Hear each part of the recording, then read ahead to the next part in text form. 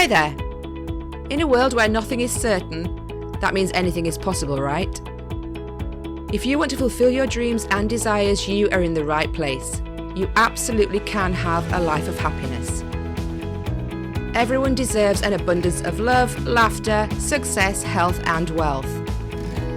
I'm Tara Chadzakis, and you're listening to the Happy, Inspired, Motivated podcast. The show that brings you meditation, mindset, and motivation. So start by giving yourself permission to be awesome. Sit back, relax, and enjoy the show.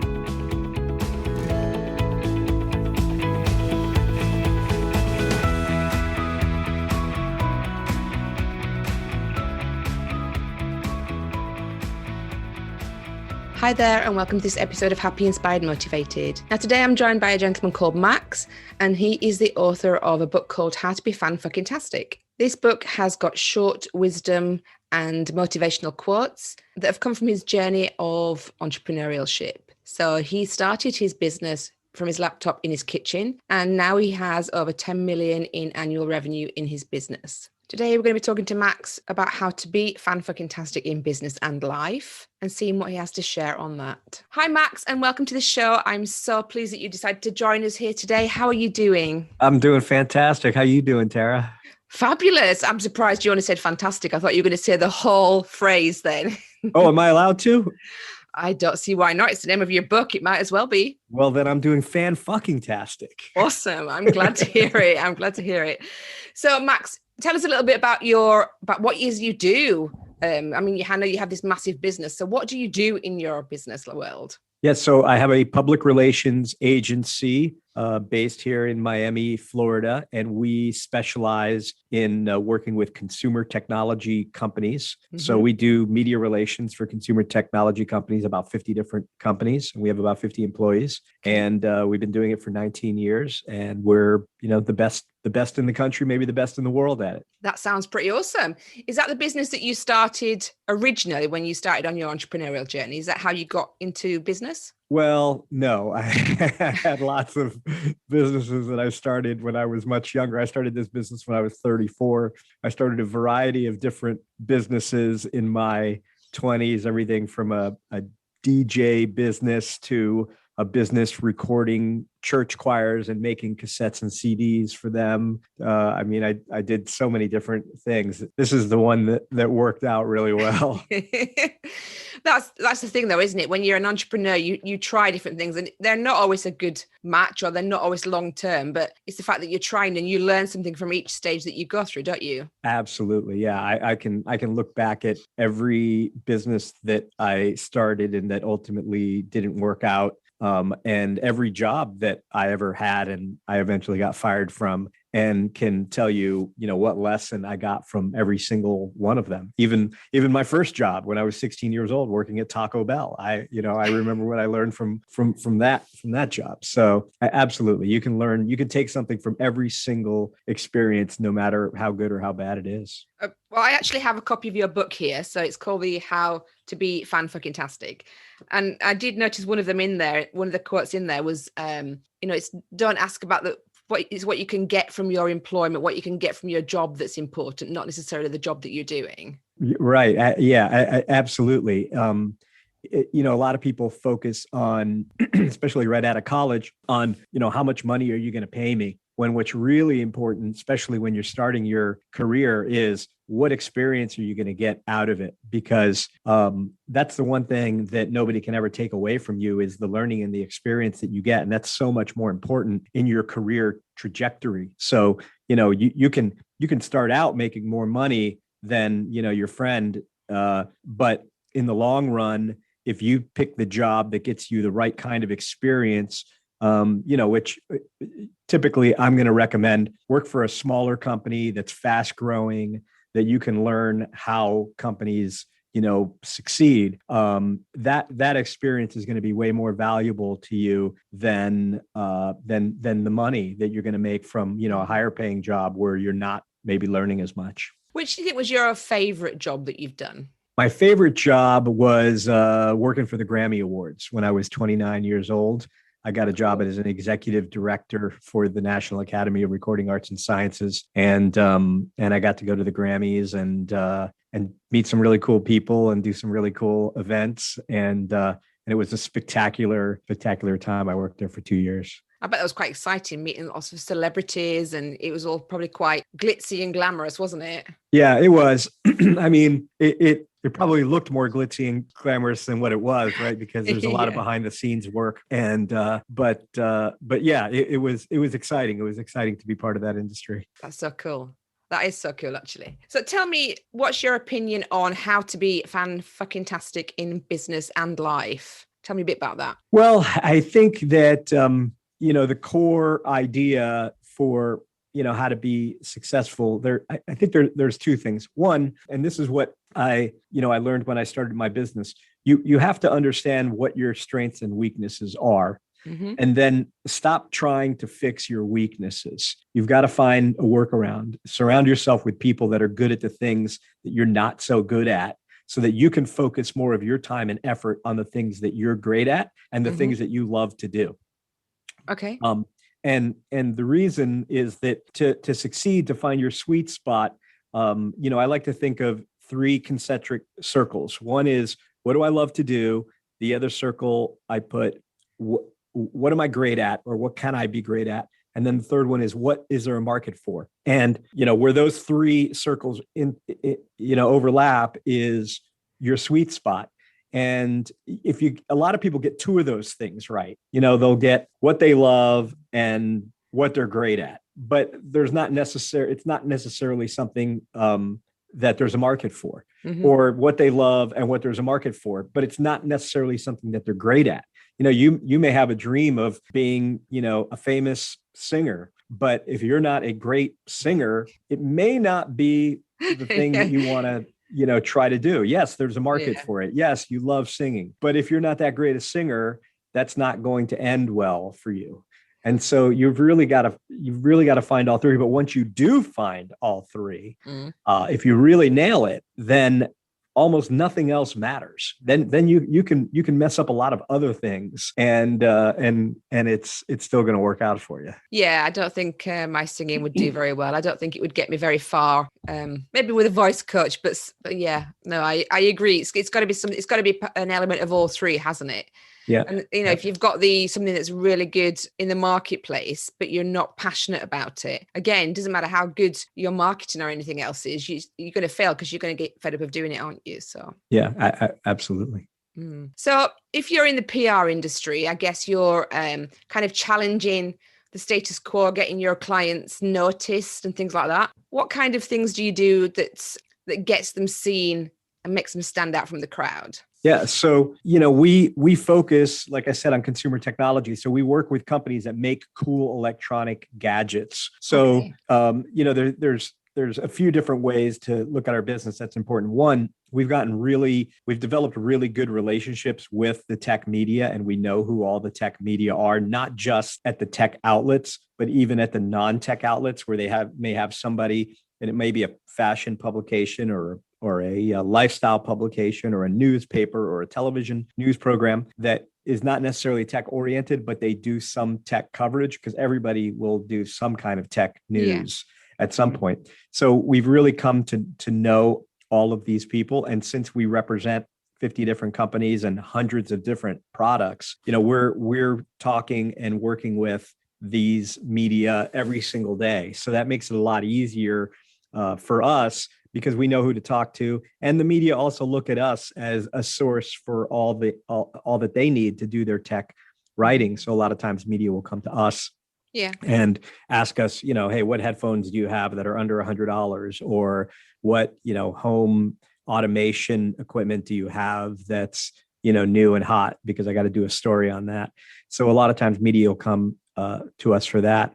And then, one thing that we do that is pretty unique is a lot of data storytelling. So we'll put together some kind of a survey or acquire some kind of data from a particular client that allows us to tell, a story. So, we work with one company called Declutter, who actually, I think they're out of the UK.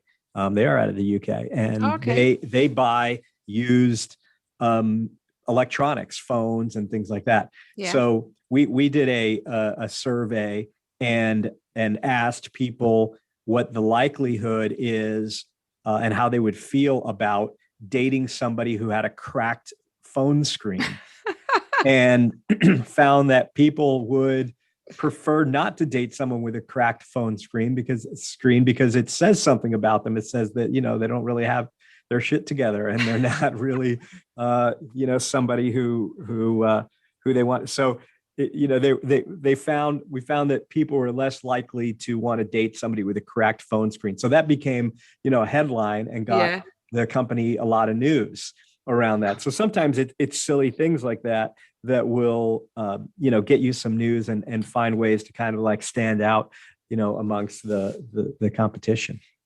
Yeah, I must admit, I wouldn't have thought of going down that avenue at all. I mean, you know, just decluttering old things that have broken and stuff. But I suppose, yeah, maybe it is a turn off in the dating world. I guess. I don't know. Yeah. And we did a survey internally that was a Amazon millennials buying habits study, where we wanted to better understand what the buying habits of millennials were with regard to Amazon. And one of the questions that we asked them as part of this survey was, if they had to give up one thing for a year, sex or Amazon, what would it be? And 44% of respondents said they would give up sex before they would give up Amazon. So if you Google sex and Amazon right now, you will see hundreds of stories that came out. It came out everywhere. It was even on the James Corden show. Wow. It was literally everywhere because the media just loved that headline. Now, there's a lot more, you know, serious data behind all that, where we asked a lot of very serious questions. But that particular headline got us a ton of press coverage around the world in different languages. I mean, it was incredible how it got picked up. So you're telling me that tech's sexy. That's what you're trying to say, isn't it? Oh, absolutely. Is that why you got into the industry? Why did you niche specifically in tech? Are you really interested into it? Well, I mean, I was in the music business before and had a real interest in all of the gear. I'd worked in recording studios. I'd been in a band. I'd done live sound. So I really liked all the gear and the equipment. So when I first started out, we were basically, you know, I was looking for a job and I got a client. And that client, I didn't realize at that moment, was going to be the start of a new, very successful business. And at the time, I kept looking for, you know, I decided to look for another client, then hired some part-time help and looked for another client. And that's what I call the AFM stage, the anything for money stage, because we were basically, anybody that would pay us to do just about anything in marketing, we would do it. We didn't really have any focus. We just thought we were a marketing company. Yeah. And we were kind of in tech, but not necessarily.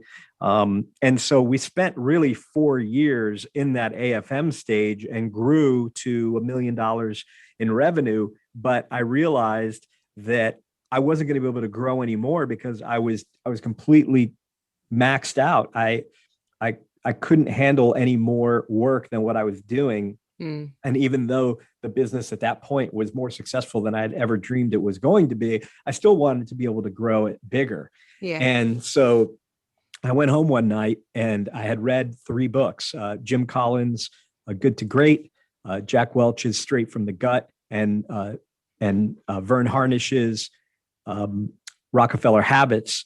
And the 3 books had a very similar message, which was figure out what you can be the best at.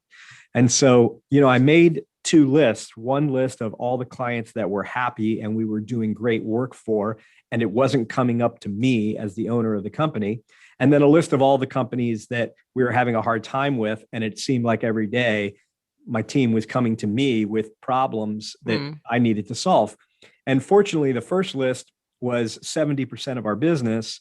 And it was all consumer tech companies that we were doing media relations for. Okay. And then the other 30%, which was taking up 90% of my time, was just a mishmash of different kinds of clients. So I realized if we only did consumer tech media relations, I would have almost nothing to do.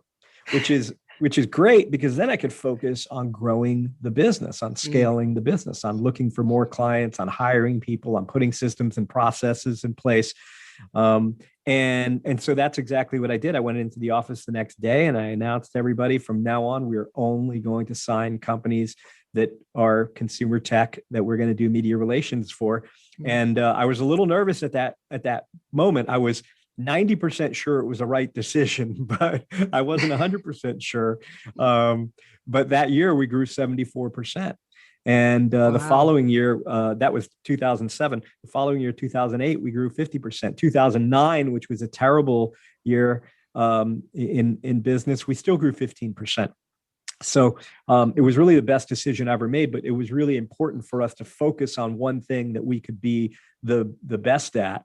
And I do love tech, and I do love working with all these cool gadgets, and so did everybody that I worked for. So it kind of fit those three circles where it was something that we loved, it was something that we could be the best at, and there was definitely a market for it because there was a lot of consumer technology companies that needed PR that couldn't afford these giant national advertising campaigns, but they could afford to pay us, monthly fee to get them a bunch of national news coverage. And that's exactly what we did.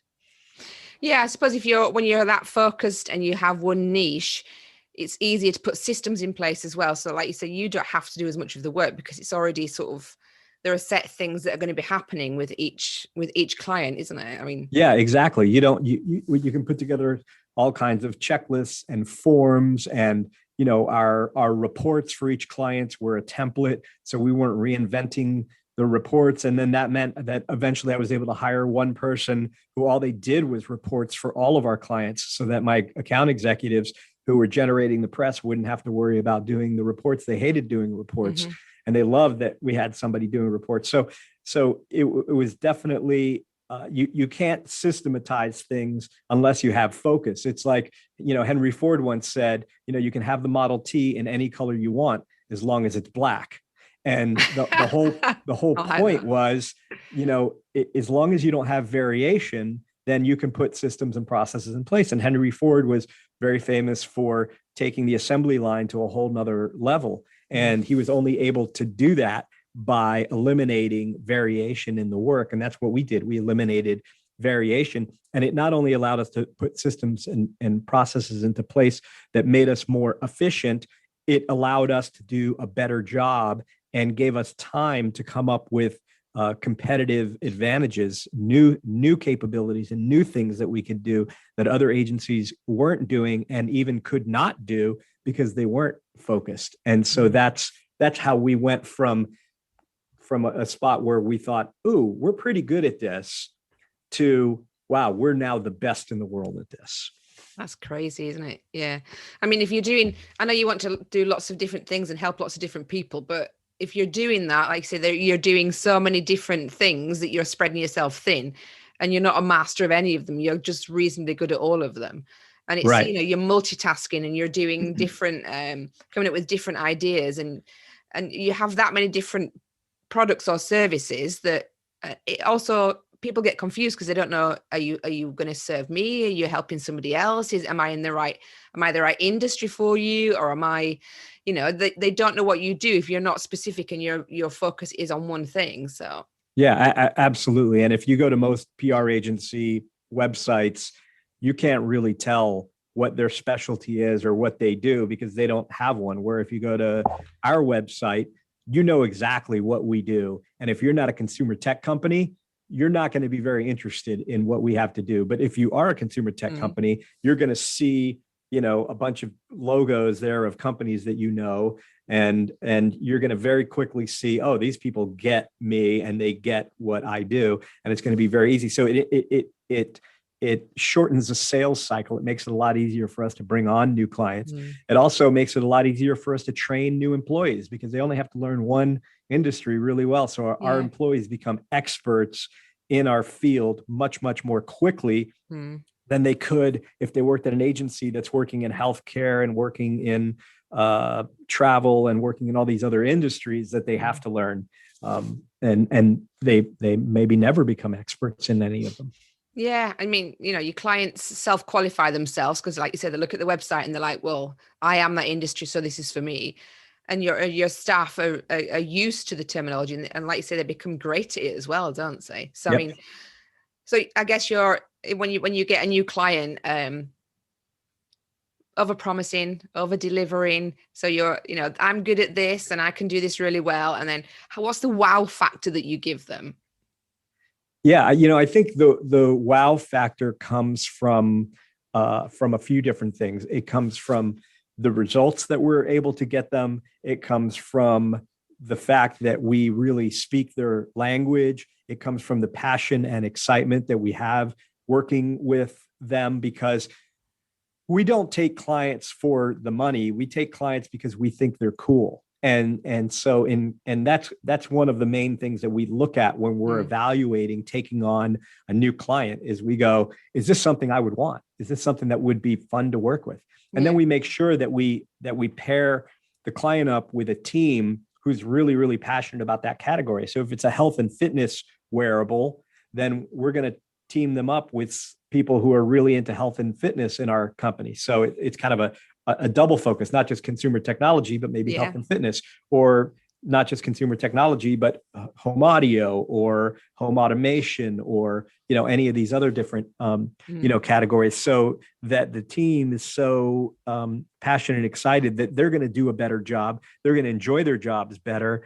And it's really going to be something that the clients are going to experience as a very positive thing. So we definitely, I like the question, because it's definitely something that we think about all the time, is how do we wow our clients?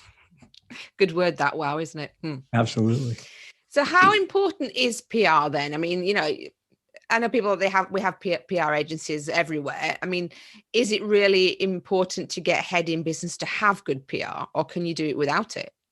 Well, I think it depends on the business that you're in, but with consumer technology, I think it's critical, because most consumer tech products need to reach a very broad audience, and the only ways to reach this broad audience is going to be either through a lot of advertising, which is very, very costly, or through PR, which is much more economical way, but very powerful way of getting your product in front of the masses. And so I think that, any consumer tech company that is going to succeed has to have PR. I think it's definitely a must have in that particular area. Now, if you're a restaurant, do you need to hire a PR agency? I don't know. You're probably better off focusing on your, Google and Yelp reviews and, things like that. But for a consumer tech company, yeah, it's a must. Yeah, I guess it's for, like you say, for restaurants and things, it's different because people see you have a storefront, and people can, drive past you, and you get interest that way. But I mean, a tech company is highly unlikely to be in the high street. They're more sort of like in the background, and they're selling through different stores or different platforms like Amazon and things like that. So it's more awareness of what they're doing, because they're not in front of the public all the time, are they? Yeah, absolutely. And you also need, that third party validation, because even if you say you spend a lot of money marketing yourself on Amazon and doing Amazon, paid promotions, people are still often, especially if it's a more expensive product, are going to go off of Amazon and look for press coverage and, reviews and things like that of your product. And if they don't find it, they may not buy your products, because a lot of times people don't trust the Amazon reviews, not like they used to, because there's just so many fake reviews out there that it's hard to trust them. So you see somebody with something with a 4.5 star review, when I look at it, I'm not always 100% sure. So I'll go and I'll look at some, other reviews and see, some sources that have a lot of credibility. Like, say, if I was going to buy a TV, I'm going to go check out CNET or some of the other media outlets and see if they'd reviewed the TV yet and what they have to say about it before I buy it. I wouldn't buy a television on Amazon based on the number of of stars that it had. Yeah, I must admit, if I'm looking at a book or something on Amazon and I'll look at a product and I look at the reviews, I sometimes wonder whether or not it's just like their best mate and their mum that are just reviewing them, because it could quite well be, if they've bought them, or some of them aren't even verified, are they, as a purchase. So yeah, I do background research as well. So yeah, PR is obviously working in that respect, isn't it? Yep. So what about your business going forward? You've got this massive business now. How can you grow any further? I mean, apart from getting more clients. Yeah, I think that's the main part. It's really not that complicated. It's just a matter of just, continuing to sign more clients, and as we're doing it, also, get better at what we do. And we're always reevaluating everything that we do, from, reporting, because there's new tools available all the time to do better with reporting, to, our systems and processes and our customer service. We do client surveys every 6 months to get feedback from every one of our clients and see how we're doing and try to figure out things that we can do to get better. So we're always trying to get better. And as we get better, it allows us to get bigger. But, the exciting thing about the business now is it's gotten to a point now where it's really basically running itself. I don't do any daily operations of the business anymore. I've got a management team that runs the business. And this is something that, from the moment I started the business, I always thought, how do I get the business to a point where I don't have to run it anymore? And it took a long time to get to that point, admittedly. But that's where the business is, now, where I feel like if I left for 3 months and, was completely disappeared, when I came back, the business would be in better shape than when I left it. And and I think that's the mark of really having a real business, is that, it doesn't necessarily need you anymore. So what do you do with all your free time?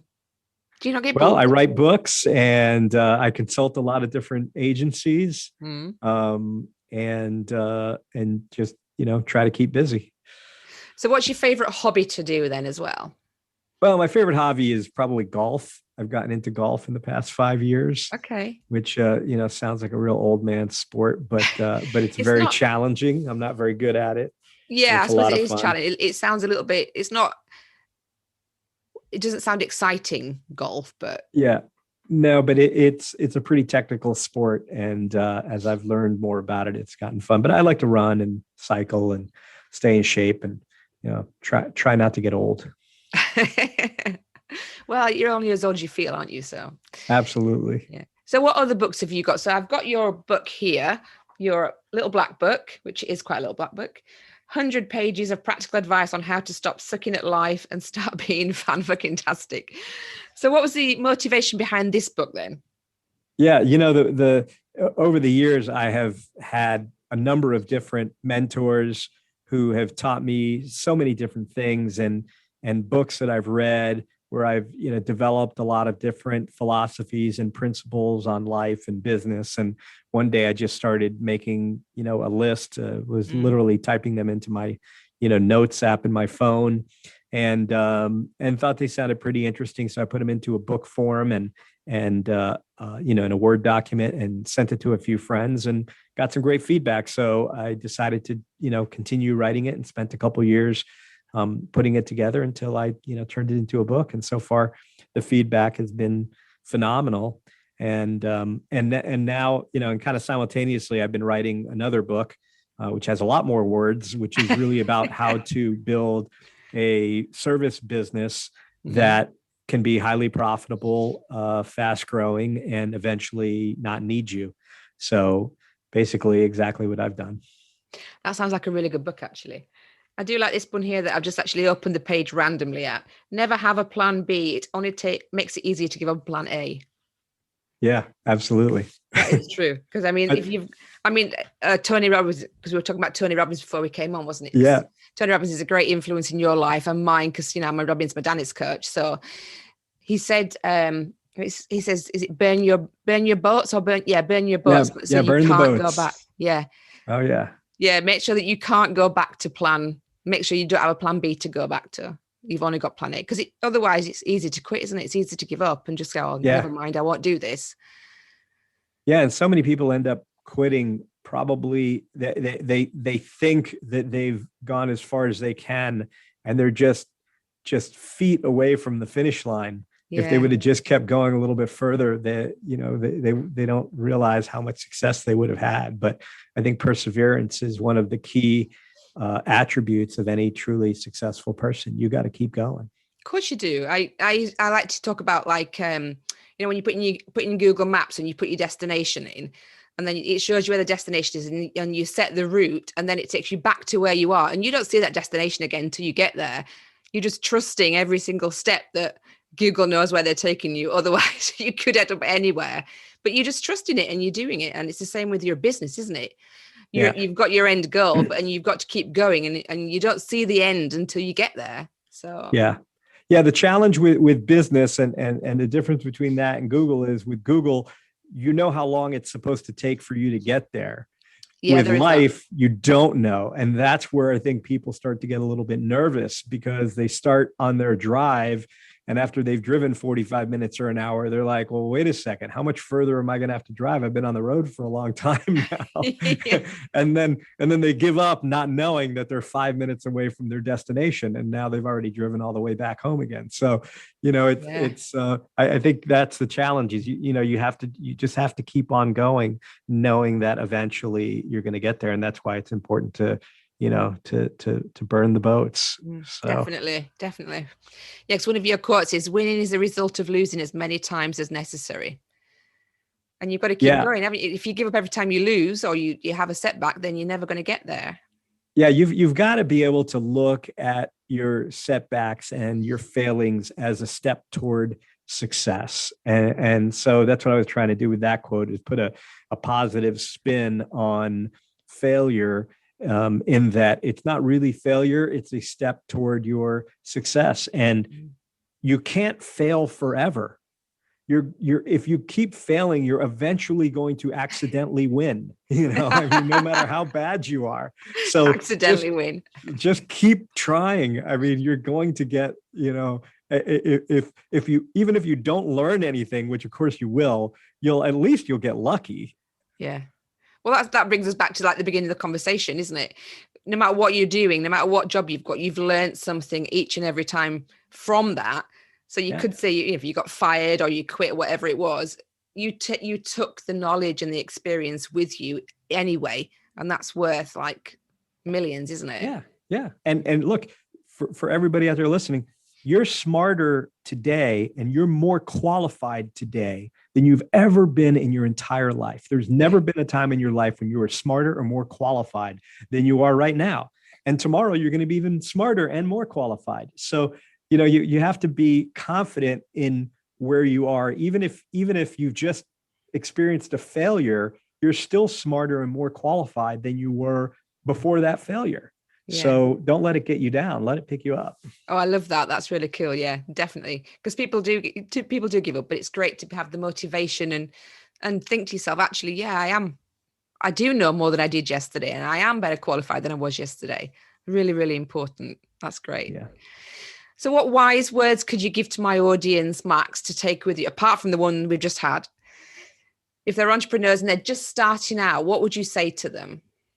Yeah, there are a couple of things. One, if you're thinking about starting your entrepreneurial journey, it's important to take that step. A lot of people talk about businesses they want to start or talk about things that they want to do, but they never take the step to figure out whether or not the idea is even doable.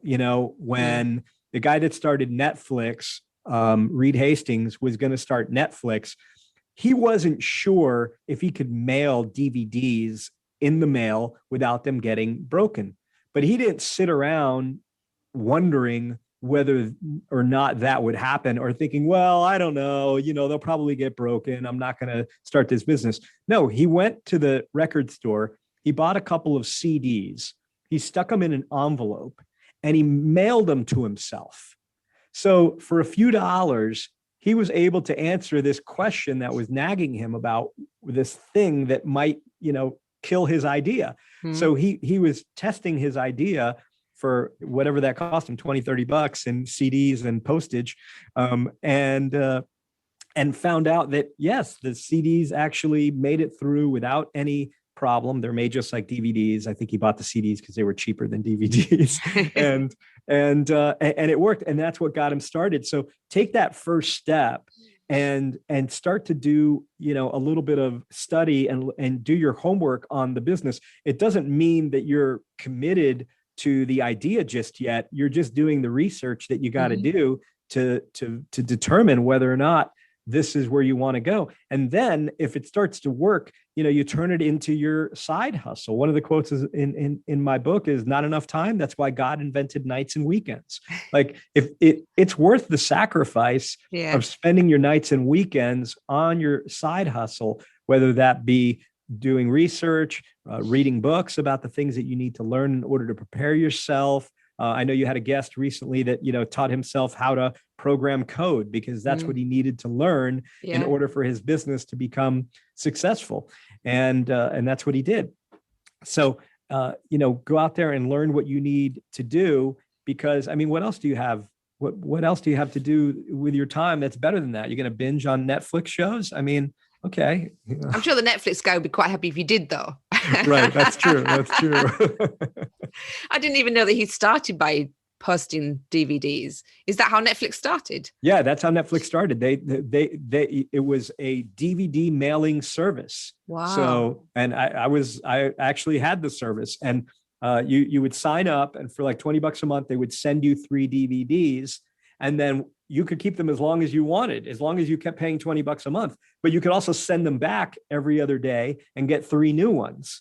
So you could get a lot of DVDs if you could watch movies fast enough, at home. And that's how the business started. Then eventually it moved into a digital streaming service. That's cool. it was physical DVDs when it first started. I didn't know that, but I don't think we had that service in the UK at the time. I think it must have been just the US, I guess. Right. Yeah, probably. Yeah. We've only ever had the online streaming one, but yeah, that's a pretty cool story. Cool. So Max, if my audience wants to get in touch with you or find out more about you, where can they find you on the web? Best thing to do is go to maxborgesagency.com.